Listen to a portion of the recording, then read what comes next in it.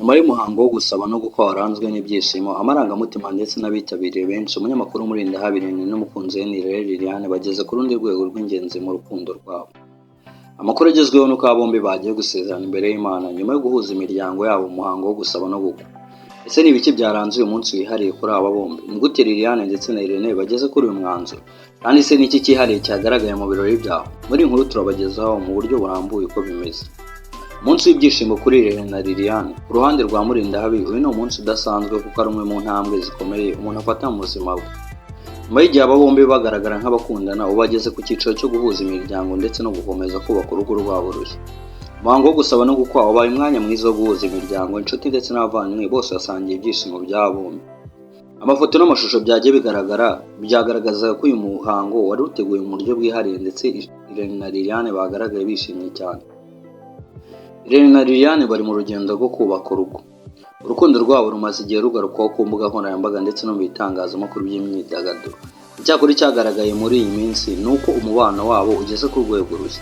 Gusaba no gukwa ni imwe mu mihango ikomeye mu muco nyarwanda kuko ari igihe imiryango ihurira hamwe ikagaragaza ko umubano w'abakundana ugeze ku rwego rwiza rwo kubaka.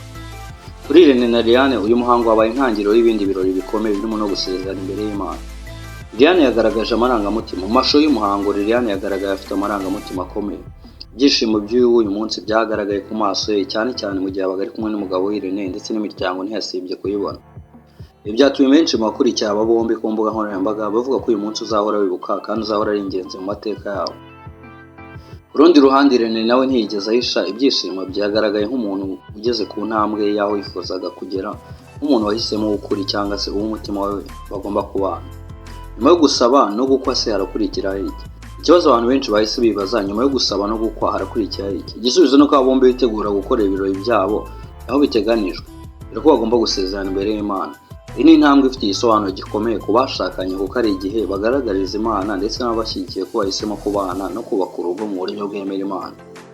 Niyo mpamvu aya makuru yakiriwe n'abakunzi babo nk'igikorwa gikomeye mu rugendo rw'urukundo rwa Irene ndetse na Liliane. Abakunzi babo bakomeje kubashyigikira. Kuva amashusho y'umuhango wo gusaba no gukwa atangiye gusakara, abakunzi babo bombi batangiye gutanga ubutumwa bwo kwifuriza urugo rwiza. Benshi bishimiye uburyo umuhango wagenze, abandi bavuga ko Irene na Liliane bagaragaye nk'abantu bishimye cyane kandi bafashe icyemezo gikwiye. Ku mbuga nkoranyambaga amafoto yabo yakomeje gukwirakwira, buri wese ashaka kureba uko uyu muhango umeze ndetse n'uko wagenze, kuko ubukwe bwabo burushaho gukurura abantu benshi. Impamvu ni imwe: Irene ni umwe mu bantu basanzwe bakurikirwa cyane n'itangazamakuru ryo mu Rwanda kuko ari umunyamakuru, bityo n'ubuzima bwe bwite bukaba bukurikiranwa n'abantu benshi. Iyo umuntu uzwi cyane akoze ubukwe, abakunzi be bashaka kumenya buri kintu: imyambaro yambaye, aho ibirori byabereye, ababyitabiriye ndetse n'uburyo umunsi wagenze. Kuri Irene na Liliane ho byari ibintu birushaho kuba bishimishije kuko iminsi yabo ikomeye ikurikiranye. Habanje gusaba, hategerejwe gusezerana imbere y'Imana. Mu minsi yari yabanje gato, hafi iminsi ine, bari babanje no kujya gusezerana mu mategeko. Urugendo rwa Irene na Liliane se rugeze? Icy'ingenzi muri iyi nkuru ntabwo ari imirimbo cyangwa se amafoto gusa, ahubwo ni intambwe aba bombi bafashe yo gushyira umubano wabo ku rundi rwego, kuva ku rukundo kugeza guhuza imiryango, hanyuma bakagana ku isezerano ry'Imana bajya gusezerana. Byose bigaragaza ko bari mu rugendo rwo kubaka ubuzima bushya. Kuri benshi bakurikirana Irene, uyu ni umunsi w'ingenzi kuri we ndetse no ku buzima bwe kuko atari umunsi usanzwe w'ibirori, ahubwo ni intambwe igana ku rugo rukomeye, isezerano ry'imbere y'Imana. Ubu amaso y'abantu benshi ahanze amaso umuhango wo gusezerana imbere y'Imana. Abakunzi babo bategereje kubona uko umuhango uza kugenda, imyambaro wambara, abazitabira umuhango ndetse n'andi mashusho aza gushyirwa hanze.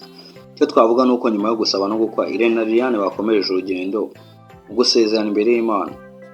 Mulindahabi na Nirere Liliane bageze ku yindi ntambwe ikomeye nyuma yo gusaba no gukwa. Ubu rero bitegura gusezerana imbere y'Imana, ari nabyo barimo ubu mu birori bitegerejwe n'abantu benshi bakurikirana aba bombi.